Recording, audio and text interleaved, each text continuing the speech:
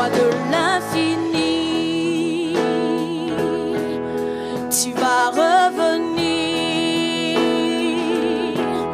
Et bien que la terre passera, tu subsisteras, roi de l'infini, Roi de l'infini. tu vas revenir. Tu vas revenir. Et bien que la terre passera, ton règne est éternel, Seigneur. Tu mérites notre adoration, tu mérites notre louange, alléluia.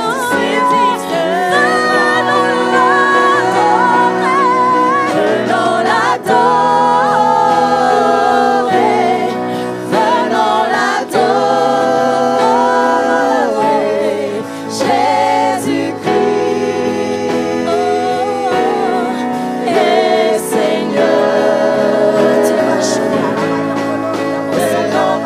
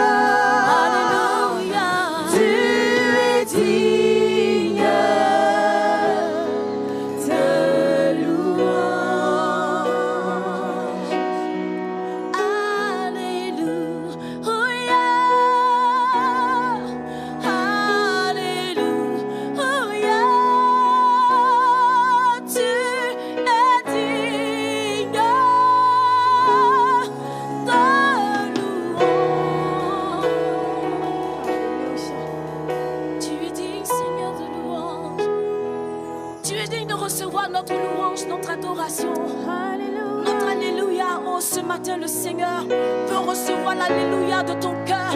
Le Seigneur veut recevoir l'amen de ton cœur.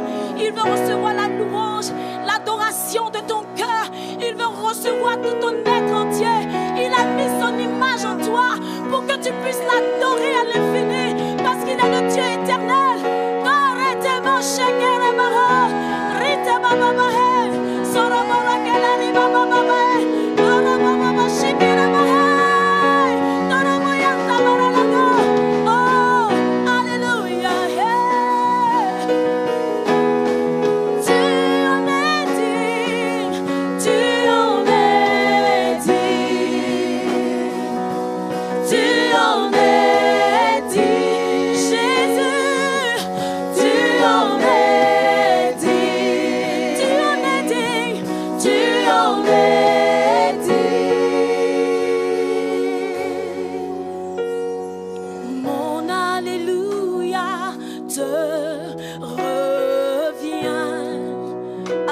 Assis sur le trône, mon alléluia te revient.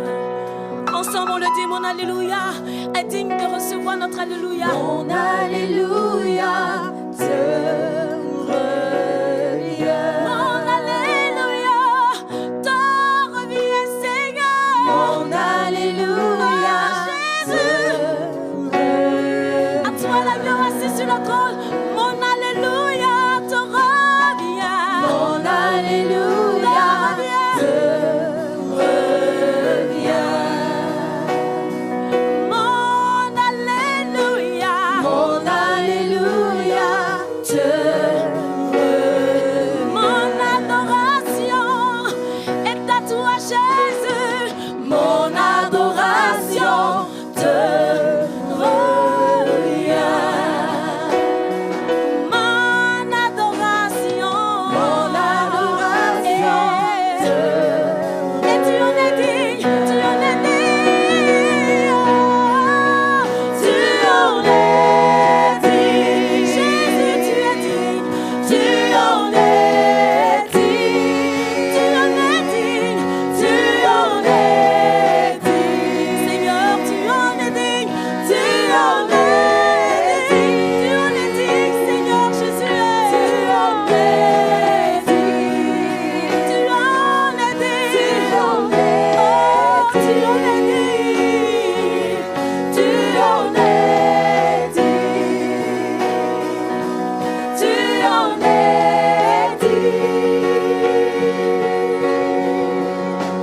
Chante Alléluia, Alléluia, Alléluia, Alléluia, Alléluia, Alléluia, Alléluia, Alléluia. À lui la gloire, À lui la à gloire. Jésus l'honneur, Jésus l'honneur. toute la louange. La louange. Tu en es digne.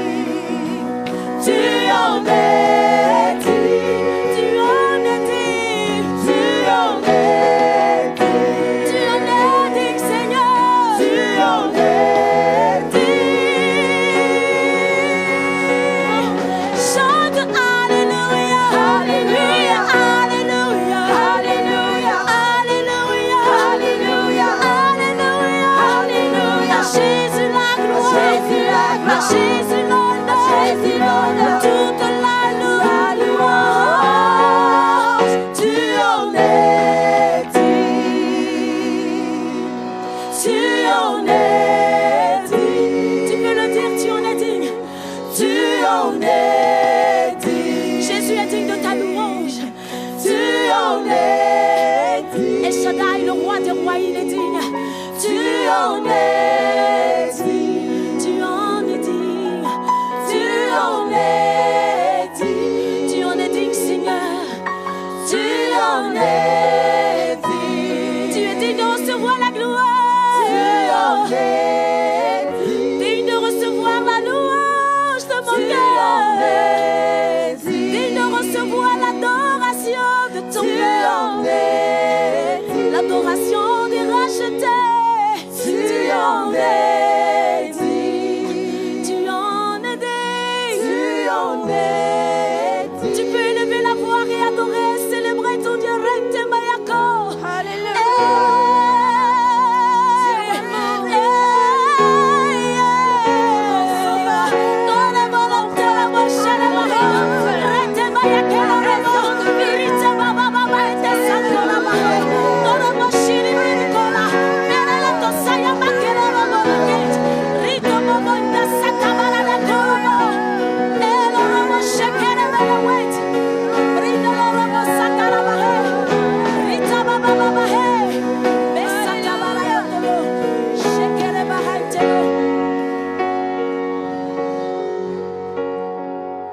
Il est digne de recevoir notre louange, notre adoration, parce qu'il est notre Père.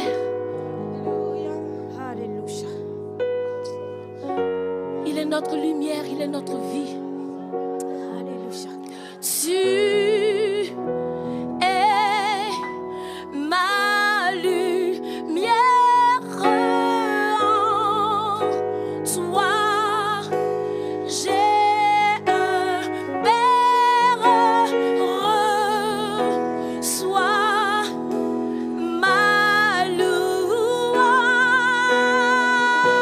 louange. Alléluia. Dis-le avec moi, tu es ma lumière. Tu es ma lumière. En toi, j'ai un Père.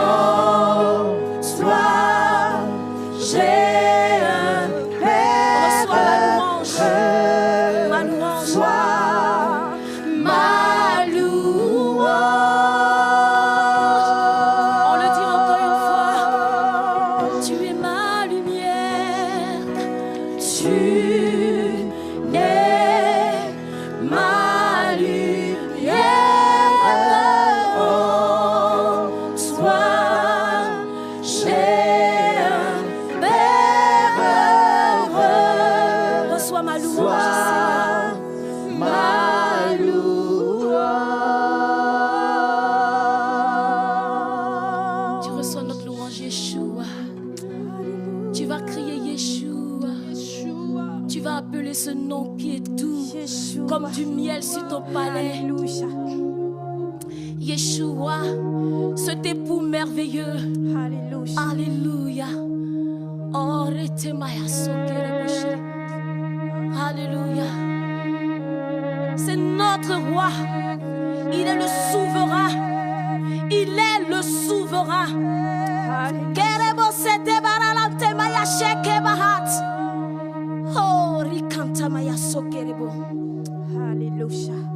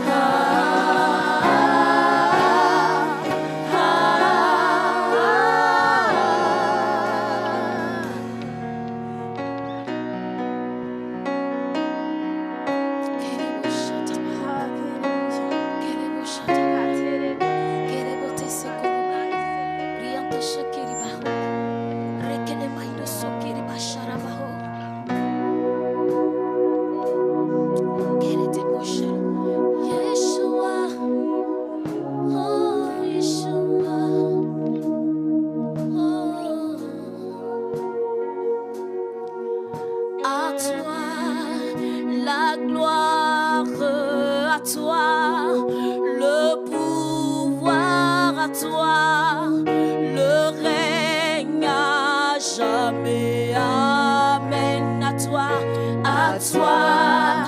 le gloire à toi, le pouvoir à toi, le règne à jamais. À toi, la gloire à toi, le pouvoir à toi, le règne à toi, le pouvoir, le règne à jamais.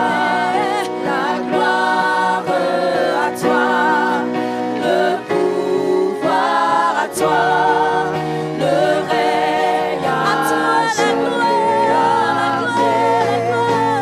toi, la gloire à toi, le pouvoir à toi, le règne à jamais.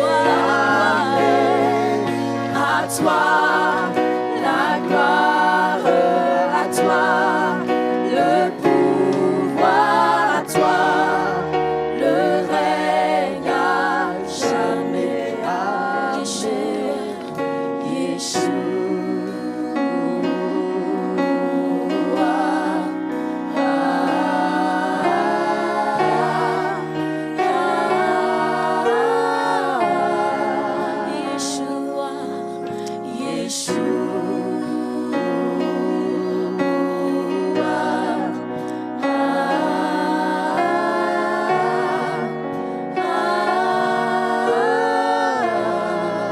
Tu contemples la face de Yeshua, tu contemples la face de ton roi, prosterné devant le trône, tu contemples la face de ton roi, le Seigneur des Seigneurs, dans sa gloire, dans sa majesté.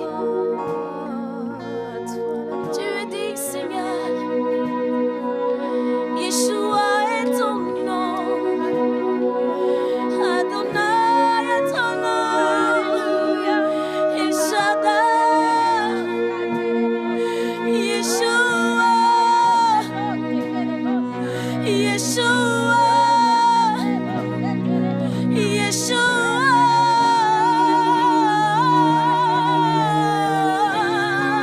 Tu as brisé les chaînes, tu as vaincu la mort, tu règnes à jamais, Seigneur. Yeshua, tu règnes à jamais. À toi, la gloire à toi, le pouvoir à toi, le règne à jamais. Amen. À toi, la gloire à toi, le pouvoir à toi, le règne à jamais.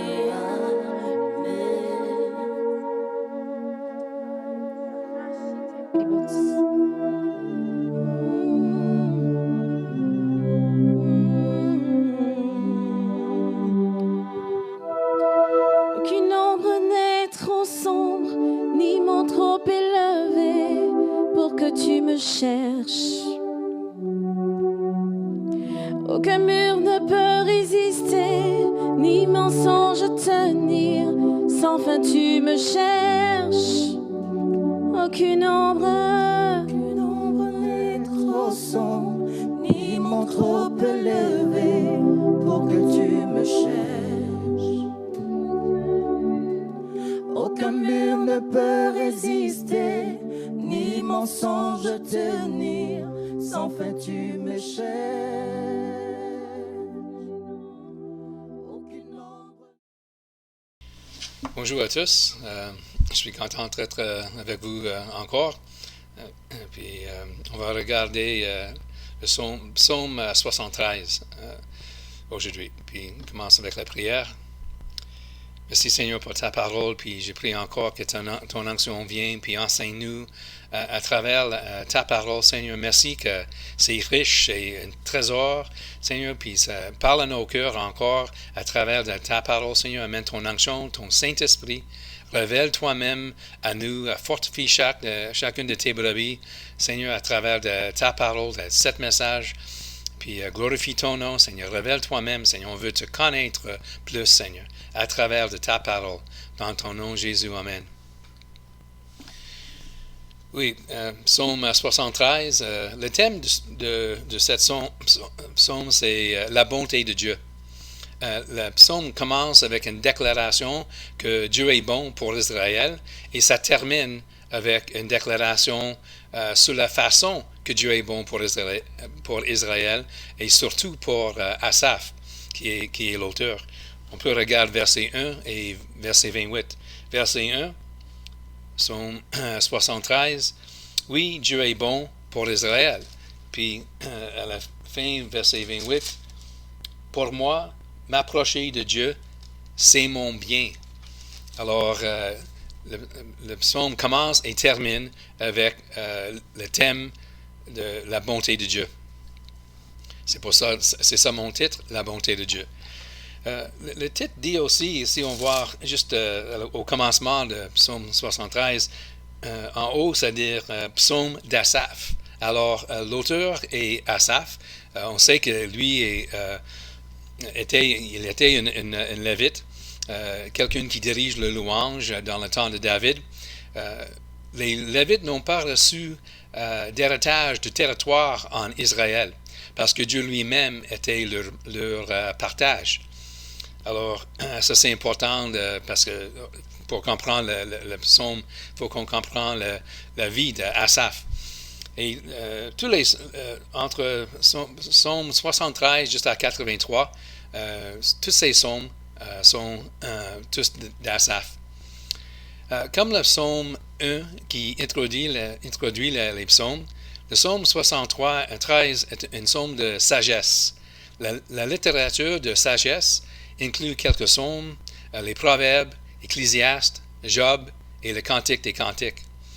La littérature de sagesse insiste sur le fait qu'il n'y a que deux façons de vivre, la voie des justes et la voie des méchants. On va voir ça, c'est central pour le psaume. Il y a juste seulement deux façons à vivre. Il n'y a rien entre les deux. Alors, nous sommes dans un camp ou l'autre.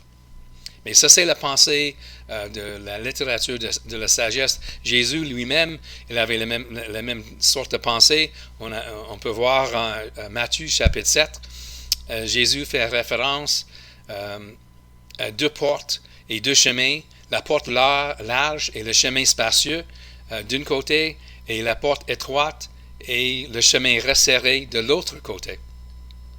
Un autre exemple, c'est quand Jésus parle de l'homme sage et l'homme insensé. L'homme sage bâtit la maison sur le roc en faisant la parole de Dieu, et l'autre, il ne bâtit pas bien parce qu'il ne met pas en pratique la parole de Dieu. Mais il y a deux types de personnes. C'est l'homme insensé et l'homme sage. Il y a le juste et le méchant.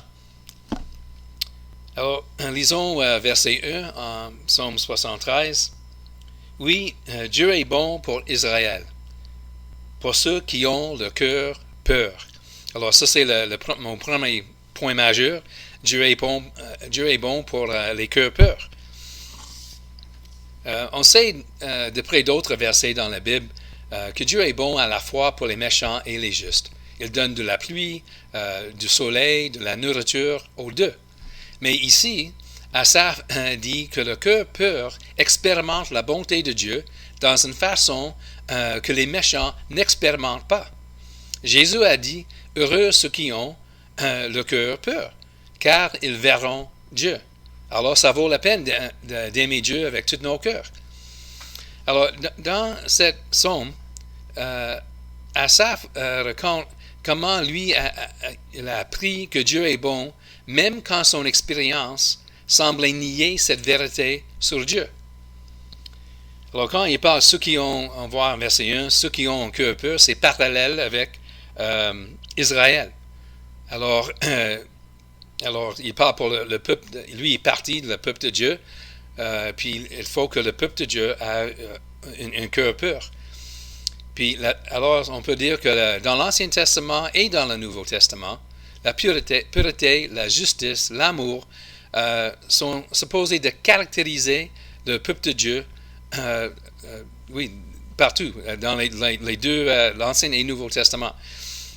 Et dans le Nouveau Testament, c'est très clair que c'est à cause de la grâce de Dieu, toute pureté, qu'est-ce qu'on fait pour Dieu dans l'obéissance, c'est à cause de sa grâce, parce que on est né nouveau. L'apôtre Jean, il dit en 1 Jean, chapitre 3, « Ceux qui sont nés de Dieu ne continueront pas à pécher. » Alors, on commence avec la grâce de Dieu. Ceux qui sont nés de Dieu. Il y a une œuvre sous-naturelle, une puissante œuvre dans nos vies, qu'on est né nouveau, et à cause de l'action de Dieu, à cause de la grâce de Dieu, on peut avoir un cœur pur. Avant, on était esclaves au péché, puis, mais maintenant, on pêche, mais on n'est pas encore des esclaves. C'est fini d'être un esclave, alors parce qu'on est né nouveau. Alors, oui, la pureté, la justice caractérisent le peuple de Dieu, mais c'est vraiment à cause de la grâce de Dieu. On ne peut pas être pur sans être né nouveau, sans l'action du Saint-Esprit. L'Ancien Testament, le peuple de Dieu n'était pas né nouveau, mais il y avait l'action du Saint-Esprit dans leur cœur. Alors, tout ça, on peut faire quelque chose parce que Dieu a déjà fait quelque chose. C'est la seule raison on peut faire quelque chose qui plaît à Dieu. Titre 2:12, il dit, l'apôtre Paul dit, « La grâce de Dieu nous enseigne à renoncer à l'impiété, au désir de ce monde. » La grâce de Dieu nous enseigne à renoncer. Alors, c'est à cause de cette puissance du Saint-Esprit en nous qu'on renonce. Alors, cœur pur, ça caractérise Israël, il faut que ça caractérise le peuple de Dieu. Alors, on va continuer avec versets 2 à 15. Ce texte me donne mon deuxième point majeur. On peut être tenté à questionner la bonté de Dieu quand on voit la prospérité des méchants et la souffrance des justes.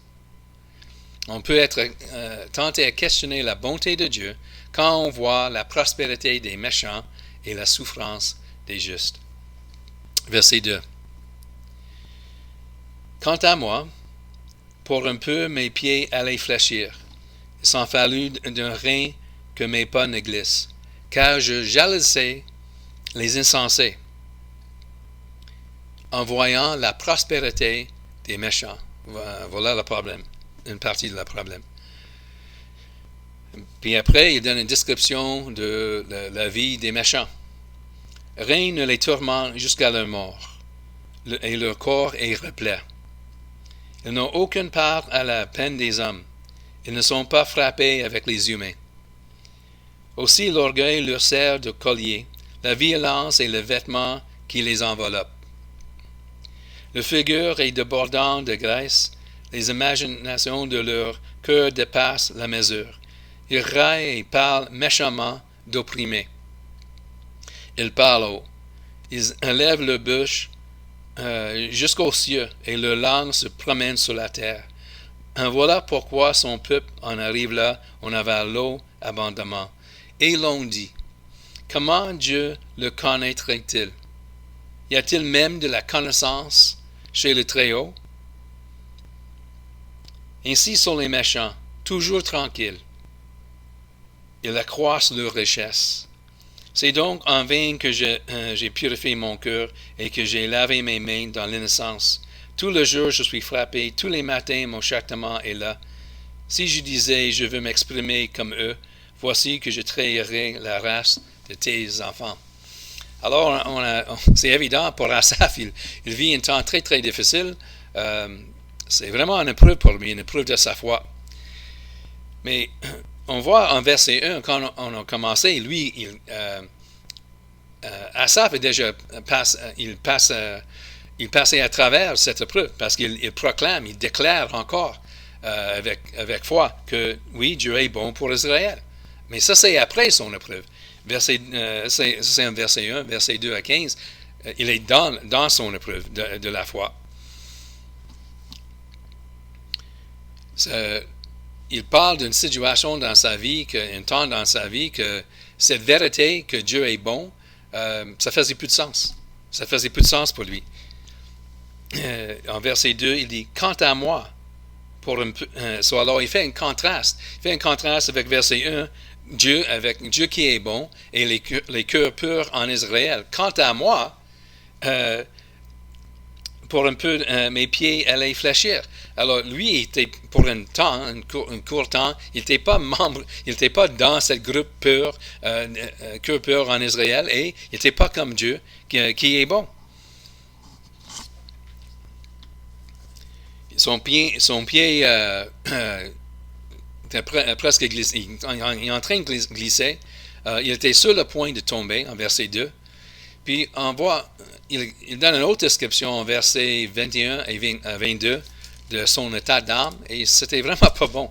Verset 21. Lorsque mon cœur s'agrissait et que je me sentais percé dans les reins, j'étais stupide et sans connaissance. Avec toi, j'étais comme les bêtes.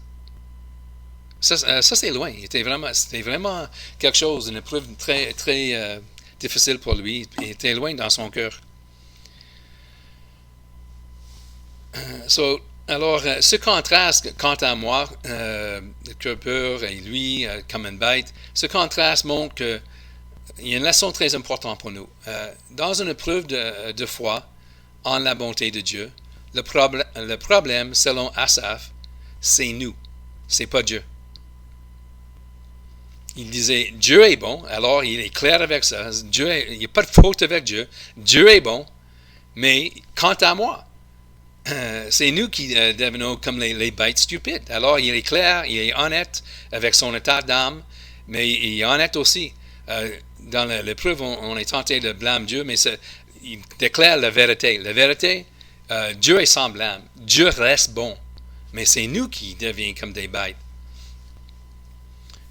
Dieu ne change pas. Dans l'épreuve de notre foi, Dieu ne change pas. Il reste toujours bon. C'est nous qui peut arrêter de faire confiance en Dieu parce que nous doutons de sa bonté quand nous souffrons. Quand les mauvaises choses nous arrivent, on pense, on questionne Dieu. Alors ça c'est une leçon importante pour les chrétiennes. Puis moi j'avais appris par l'expérience que c'est très vrai. Il y a une érudit qui disons dans les épreuves nous commençons à définir Dieu par le problème au lieu de définir le problème par Dieu. C'est vrai, c'est sage.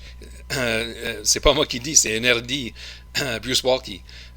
Nous commençons à définir Dieu par le problème au lieu de définir le problème par Dieu. Si Dieu nous permet de souffrir, nous concluons par nos circonstances qu'on ne peut pas lui faire confiance ou que Dieu n'est pas semblable. Alors c'est qu'on tire des conclusions sur la nature de Dieu de notre expérience. Quelque chose de mauvais nous arrive, alors Dieu est pas bon parce qu'il y a des choses pas bonnes qui nous arrivent. Alors c'est pas vrai, c'est faux. Mais ça peut affecter le peuple de Dieu comme Asaph. Alors on a un choix à faire dans une épreuve. Il y a deux possibilités. C'est Dieu est bon et il peut mettre la souffrance dans nos vies comme une forme de discipline, ou Dieu est pas bon. Mais il faut qu'on fasse le choix. Dieu est bon, mais il peut mettre la souffrance. En verset 3, Asaph dit « Car je jalousais les insensés en voyant la prospérité des méchants. » Alors tu vois la raison pourquoi il est en train de glisser, hein, ses pieds sont en train de glisser. Car, il donne la raison. Il était jaloux des méchants en voyant leur prospérité. Le mot prospérité traduit le mot hébreu shalom. C'est un mot qu'on connaît bien, shalom. Ça signifie une vie remplie, riche et bénie. Alors, Asaph commence à glisser parce que tu es jaloux de la prospérité, la shalom des méchants. C'est une partie du problème, mais on va voir l'autre dans un moment. Alors, il jalousie la prospérité des méchants, puis versets 4 à 12, il donne une description de cette prospérité des méchants. Il décrit, c'est comme leur vie, tout va bien pour eux. Versets 4 à 5, rien ne les tourmente jusqu'à leur mort. Et leur corps est replet. Ils n'ont aucune part à la peine des hommes. Ils ne sont pas frappés avec les humains. La phrase « le corps est replet » traduit ce qui est littéralement « leur corps est gras ». Comme le dit un érudit, les méchants n'ont pas seulement assez à manger, ils ont une surabondance. Au verset 12, Asaph dit que les méchants sont toujours libres de tout souci et qu'ils sont riches, c'est-à-dire qu'ils continuent à accumuler des richesses. Ils vivent une vie bénie. Ils ont la santé et la richesse, sans les luttes et la douleur qui les autres ont. Pourtant, Asaph sait que ces personnes sont les méchants. Sont les méchants qui sont bénis, santé, bonne santé, la richesse. Verset 6 dans la Bible Parole de vie dit que c'est pourquoi ils sont gonflés d'orgueil. Ce verset établit un lien entre la santé et la richesse des méchants, mentionné à versets 3 à 5, et leur méchanceté. Ils réagissent avec arrogance. Alors, que tout va bien pour eux, la richesse, je sais que Dieu peut nous bénir, mais ici, le texte dit que c'est les méchants qui sont riches et en santé, puis il y a une tentation qui vient avec. On peut recevoir les bénédictions de Dieu d'une bonne façon, comme Job. Mais ici, Asaph parle c'est les méchants qui a ça, puis il y a une tentation qui vient avec, quand tout va bien, c'est que l'arrogance, l'autosuffisance. On ne besoin plus de Dieu. Tout va bien, on dépense sur notre argent, on dépense sur nos circonstances qui sont bénies. Dans Proverbe 38, il y a un verset ici qui me frappe, puis c'est Agur qui parle, puis il demande à Dieu, c'est une prière à Dieu. C'est ça qu'il dit. Ne me donne ni pauvreté, ni richesse. Ne me donne ni pauvreté, ni richesse. Richesse parce qu'avec elle, il pourrait renier Dieu. Alors, c'est frappant parce que, est-ce qu'on prie ça? Est-ce que c'est une prière d'un homme saint dans la Bible, puis il ne demande pas pour les richesses? Puis, moi, je n'ai pas prié cette prière, et j'ai jamais entendu cette prière priée dans l'Église. Alors, est-ce que vous autres aussi, est-ce que vous avez prié avec Agur cette prière? Alors, c'est juste pour montrer que dans la Bible, oui, on sait que Dieu est la source de toute bénédiction, et moi, je reçois avec joie toutes ces bénédictions. Mais dans la Bible, il y a un autre thème, qu'il y a une tentation. Il faut nous sommes alertes. Il faut une tentation qui nous éloigne de Dieu, la richesse. C'est possible. Alors, en Apocalypse, c'était l'église de Laodicée, était riche, puis c'est à cause de cette autosuffisance, il tombait dans le péché, puis il y avait une réprimande qui vient de Jésus. Il a besoin de rien parce qu'il était riche. Mais, alors, c'est juste pour comprendre que dans la Bible, avec Jésus, Ancien et Nouveau Testament, oui, la Bible dit que toutes ces bénédictions viennent de Dieu, reçoivent avec la joie. Amen.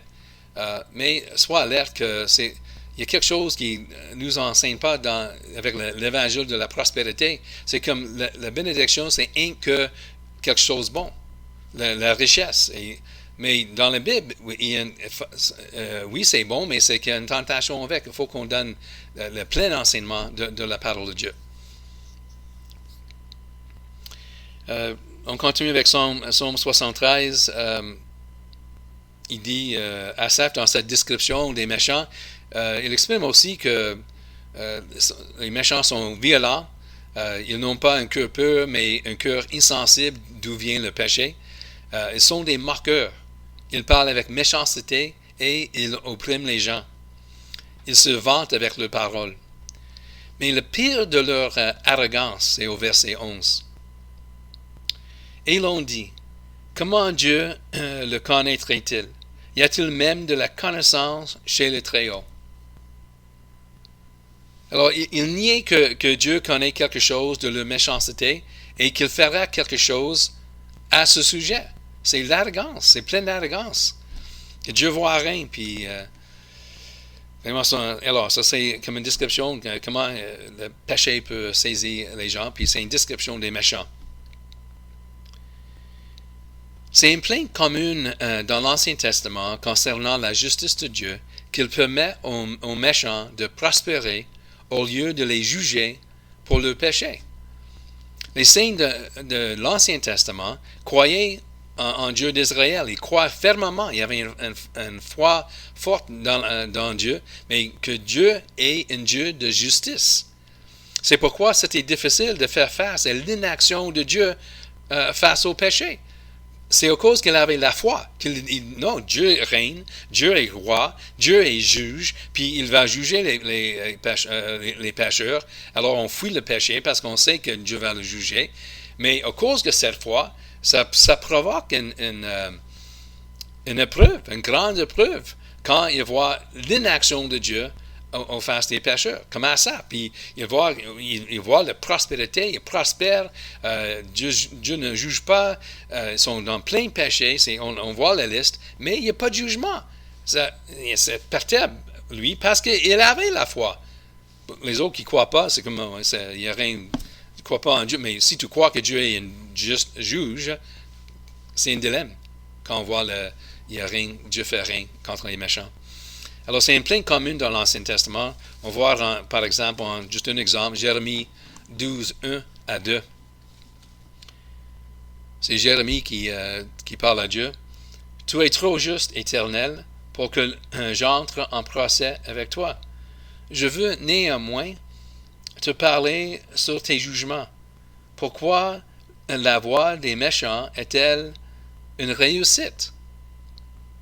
Pourquoi vivent-ils tout tranquillement les traîtres qui trahissent? » Pour Jérémie, c'est impossible. Dieu est saint.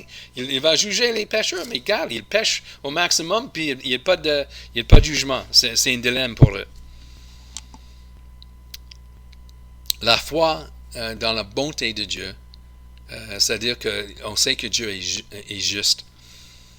Alors, le fait que les méchants ont la santé et la richesse, et qu'ils prospèrent, et qu'ils ne sont pas jugés pour leur méchanceté, c'est juste une moitié du problème pour Asaph. L'autre problème se trouve dans le verset 13 et 14 en Psaume 73.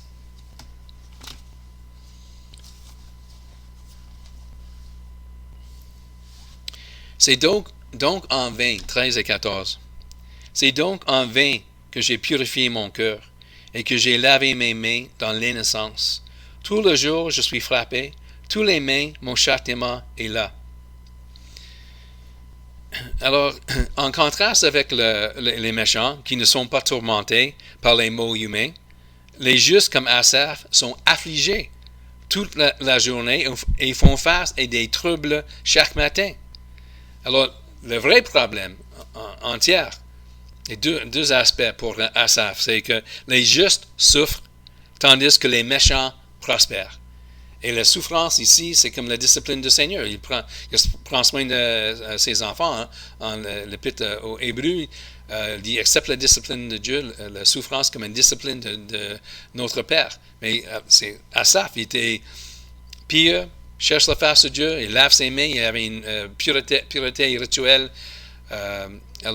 Mais il était affligé, il expérimente la discipline de Dieu dans sa vie. Et c'est l'amour de Dieu pour lui. Mais c'est le contraste qui était difficile.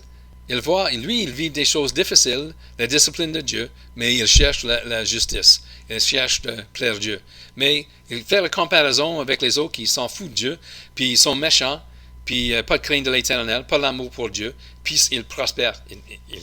T'es pas capable, c'était trop difficile à comprendre. Puis il commence à douter de la bonté de Dieu. C'est injuste, c'est quelque chose qui ne marche pas. Pour lui, ça fait quoi de garder c'est en vain qu'il garde son cœur pur. Alors, douter de la bonté de Dieu dans l'épreuve peut nous amener loin sur le chemin du péché. Comme nous l'avons vu, Asaph a dit qu'il était comme une bête brute devant Dieu.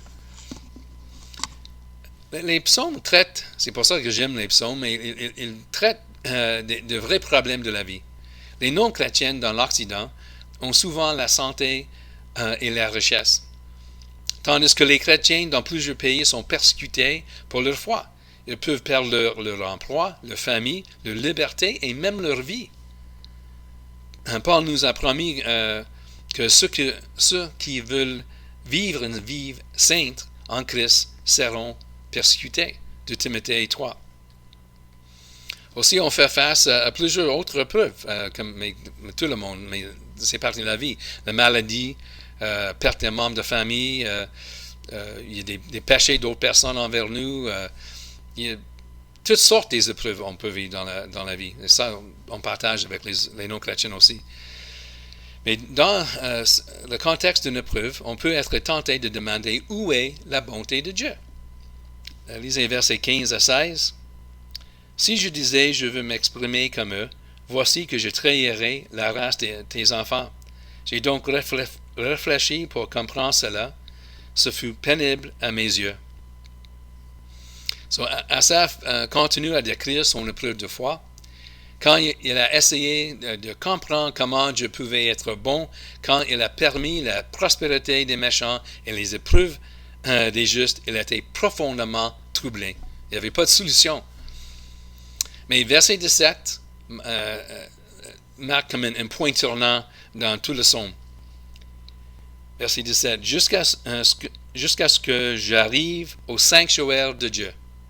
Alors j'ai compris le sort final des méchants. Alors, il était profondément troublé. Il perdant la foi en la bonté de Dieu envers les cœurs purs, jusqu'à ce qu'il rentre dans le temple de Dieu, le lieu d'adoration publique en Israël. Là, dans la présence de Dieu, adorant Dieu, il a compris le destin final des méchants. Alors, donc, mon troisième point majeur, la bonté de Dieu est montrée en ce qu'il juge les méchants à la fin. À la fin. Alors, si Dieu est bon, il est juste. C'est ça que les Juifs croyaient. Nous croyons aussi. Hein? On ne peut pas avoir un bon Dieu qui n'est pas juste. La bonté de Dieu s'exprime dans la justice de Dieu. Mais la justice de Dieu s'exprime souvent dans le destin final des gens. C'est pas immédiatement qu'on voit des fois oui, mais souvent non. On ne voit pas des fois, c'est à la fin qu'on voit la justice finale de Dieu. Et on voit c'est vraiment un point tournant pour Asaph, parce que lui, le langage change, puis lui est changé.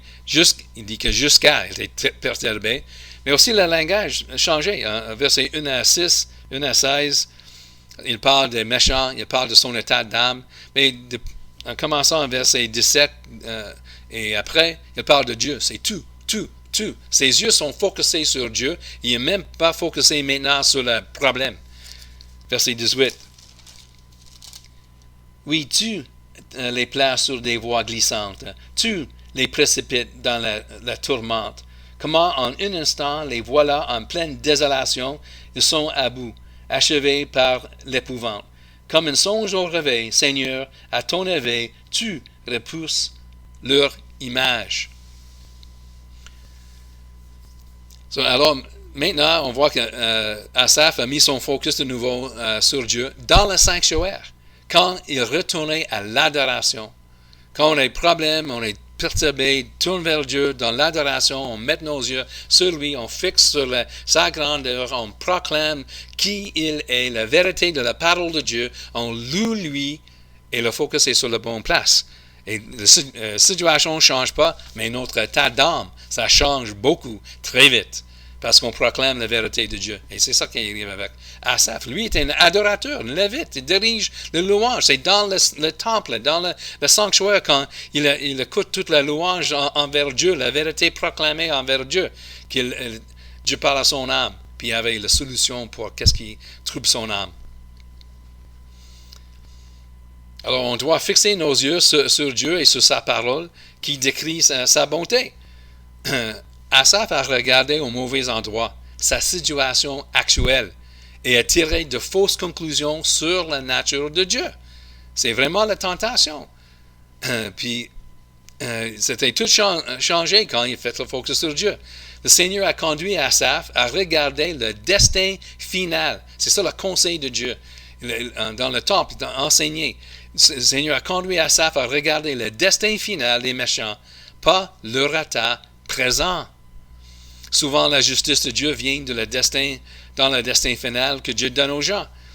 La foi regarde la fin promise par Dieu, la récompense pour les fidèles et la punition pour les infidèles.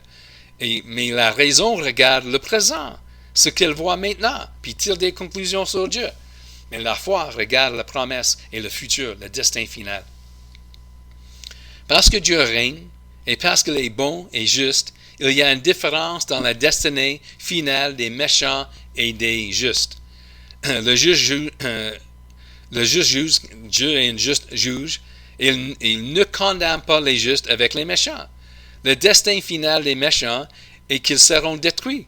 Et cela en un instant et complètement. Verset 19, Psaume 73, dans la version Parole de vie, tout d'un coup, plus rien. Il parle des méchants. Ils sont finis, détruits. Dans ma version, dans la colonne, verset 18, Dieu les place sur des voies glissantes qui les précipitent dans la tourmente. Verset 20, les méchants ne sont plus qu'un rêve, méprisés par Dieu. Alors, le chrétien doit donc fuir le péché, car nous ne voulons pas partager le destin des méchants. Dieu est juste. Il va juger le péché. Alors, on fuit tout ça parce qu'on sait qu'il est juste. Un jugement qui s'en vient à la fin, dans son temps. Asaph pense principalement en termes de sa vie sur terre. Alors, il y a un autre aspect. Les Juifs compris avec Daniel, il y a une résurrection qui vient après. Même Asaph, il a compris ça. Mais souvent, l'emphase dans l'Ancien Testament est sur la vie présente. C'est moins clair, moins emphase, ça existe, mais c'est moins une emphase sur la résurrection. Dans l'Ancien Testament, l'emphase est beaucoup sur la vie présente. Alors, on va voir la justice de Dieu dans la vie présente. Mais dans le Nouveau Testament, l'accent est sur l'énorme différence entre la destinée éternelle des justes et des méchants. C'est à la fin, vraiment, avec l'enfer et le ciel. Alors ça, c'est l'expression ultime de la justice et donc de la bonté de Dieu. Il ne peut pas et il ne traitera pas le mal et le bien dans la même manière.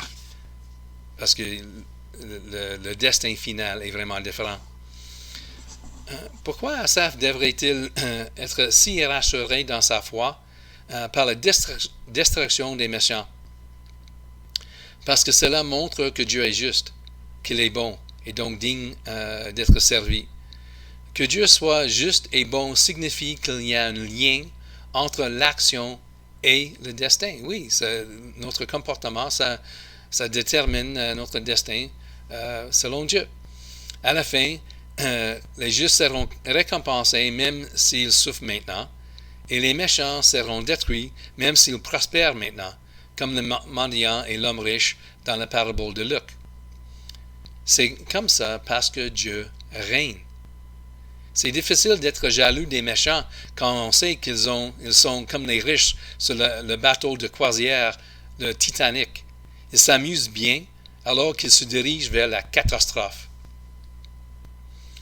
Ainsi, le Seigneur a enseigné à Asaph à se concentrer sur le destin final, et alors la vie présente fera du sens. C'est la même chose pour le chrétien. On focus sur le retour de Christ et l'éternité.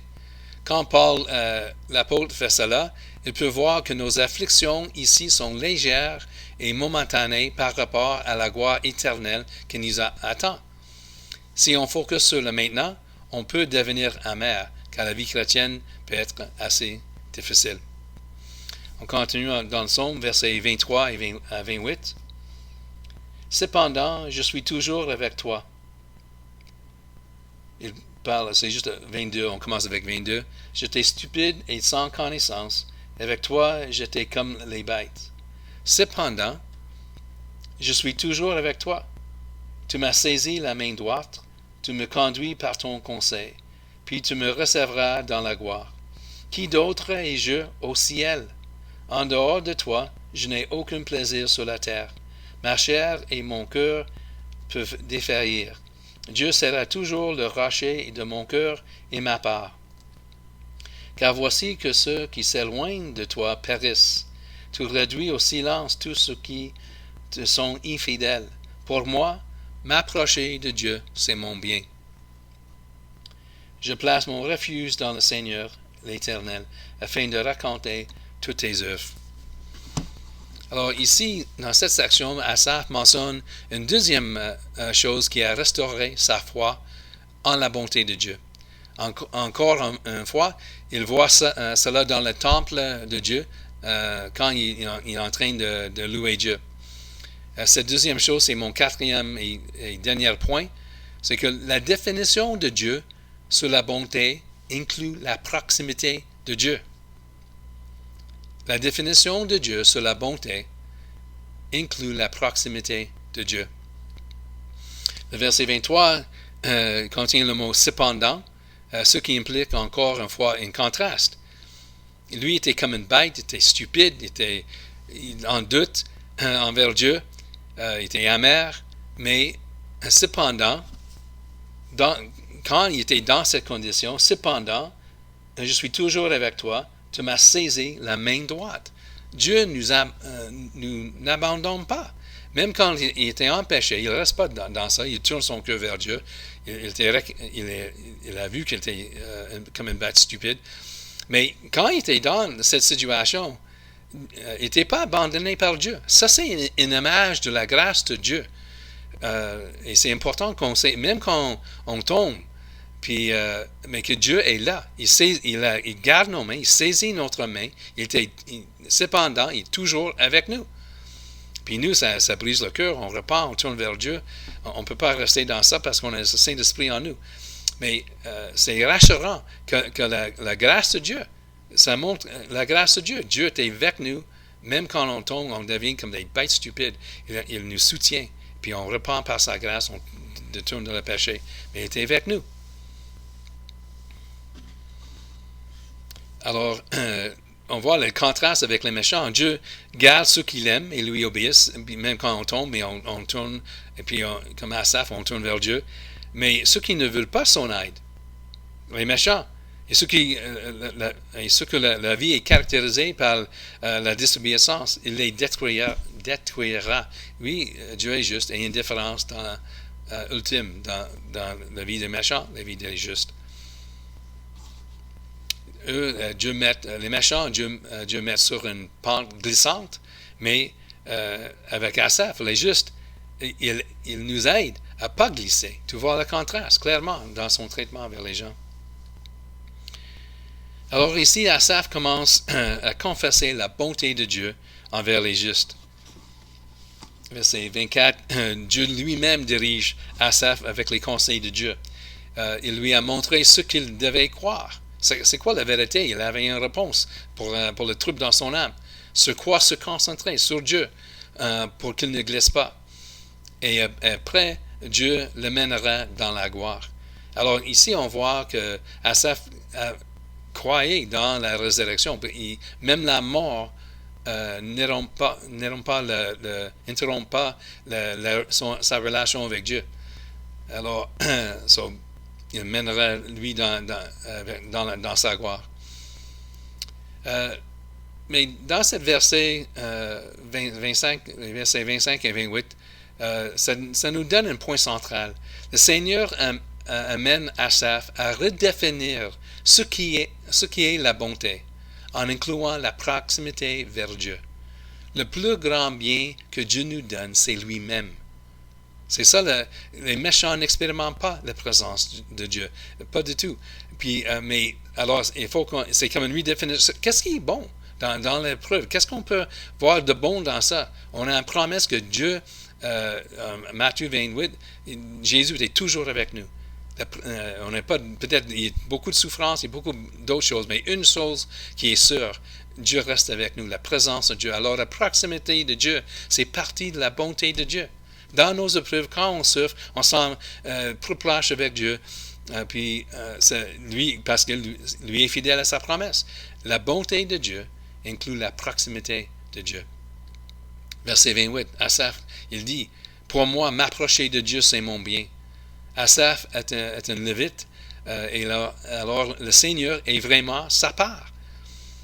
Comme Asaph prend plaisir en Dieu, il perd son focus sur la prospérité ou la shalom des méchants et la souffrance des justes. Dieu lui-même devient son trésor, et ce trésor est uniquement pour les justes, pas pour les méchants. En contraste, les méchants sont loin de Dieu et seront détruits. Verset 27. Car voici que ceux qui s'éloignent de toi périssent.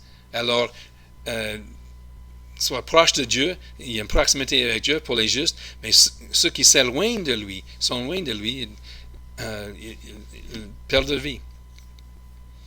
Écoutez à nouveau la confession d'Asaph concernant son plaisir en Dieu et sa confession que Dieu est son plus grand bien. Versets 25 et 26. Qui d'autre ai-je au ciel? En dehors de toi, je n'ai aucun plaisir sur la terre. C'est magnifique. C'est magnifique. Dieu, il est comblé en Dieu. Même c'est le seul objet de son adoration dans le ciel et dans la terre. Il parle des deux, la terre et le ciel. Mais il y a seulement Dieu dans le ciel, et puis il n'y a aucun autre désir que Dieu dans la terre. Alors, il est vraiment comblé en Dieu. C'est ça, un amoureux de Dieu. Et ça, il y a tellement de choses qui peuvent nous arriver, puis des mauvaises choses, mais une seule chose que Dieu jamais enlève de nous, c'est sa présence, notre relation avec lui, et lui était comblé dans ça. Puis c'est ça la bonté de Dieu envers nous, qu'on a cet accès à Dieu 24/7. Puis c'est vraiment merveilleux à cause de la sang de Christ. C'est merveilleux qu'est-ce que Dieu nous donne par son esprit. Dieu peut nous donner beaucoup de choses, mais il est suffisant. C'est ça le point d'Asaph. Il est suffisant. Même si on n'a pas la santé et la richesse des méchants, et même si l'on souffre dans cette vie parce qu'on prend position pour Jésus, on a toujours le plus grand bien que les méchants n'ont pas, la proximité de Dieu. Il faut qu'on donne une autre définition. Qu'est-ce qui est bon? La santé est bon, oui, la richesse est bon, les bonnes circonstances est bon, mais c'est pas la plus grande chose, la plus bonne chose de la vie. C'est la proximité de Dieu, et ça qu'on a, c'est un trésor. Dieu lui-même. Le Seigneur est la part d'Asaph pour toujours. La prospérité n'est pas le plus grand bien, Dieu l'est. Puis on juste conclut avec le dernier verset, il dit 28, afin de raconter toutes tes œuvres. Avant, il faut qu'il ferme sa bouche, parce que s'il ouvre sa bouche, il sait pas des bonnes choses qui sortent de sa bouche, il est dans le doute. Mais maintenant, il passe à travers l'épreuve, puis il peut confesser la vérité de Dieu, qu'il est bon. Mais qu'est-ce qu'il est bon? Mais qu'est-ce qui est bon? Parce que si on pense qu'il n'y a rien de bon dans la souffrance, change la définition de qu'est-ce qui est bon. La proximité de Dieu est bon. Et mon bien. Alors, il peut raconter maintenant, il peut témoigner, mon témoignage du caractère de Dieu pour le peuple d'Israël. Puis il proclame la bonté de Dieu maintenant. Alors, il peut raconter ses œuvres parce qu'il passait par toute cette épreuve, puis il comprend bien le conseil de Dieu. Qu'est-ce qui est bon? C'est la proximité de Dieu. Alors, on avait 4 points dans ce message. Premier point, Dieu est bon pour ceux qui ont le cœur pur. Deuxième point, on peut être tenté à questionner la bonté de Dieu quand on voit la prospérité des méchants et la souffrance des justes. Et le troisième point, la bonté de Dieu et montrer en ce qu'il juge les méchants à la fin. Et finalement, la définition de Dieu sur la bonté inclut la proximité de Dieu. Que Dieu vous bénisse et qu'il touche votre cœur avec ce message. Amen. Il est le Dieu qui guérit, qui fait des merveilles. Alléluia. Avec le Seigneur, on ne peut pas s'ennuyer. Parce qu'il est parfait, notre Seigneur. Alléluia.